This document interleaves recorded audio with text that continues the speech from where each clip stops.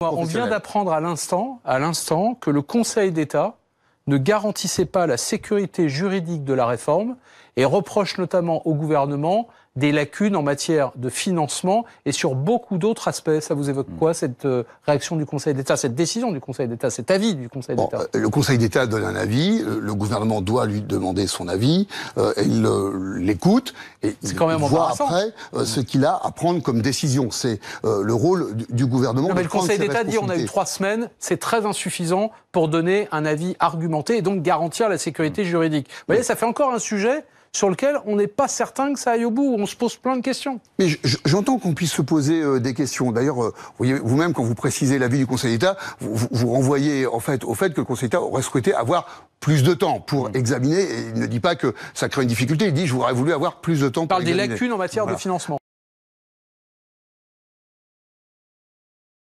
Autre fronde, celle des médecins libéraux. Eux aussi ont un système de retraite indépendant, à l'équilibre.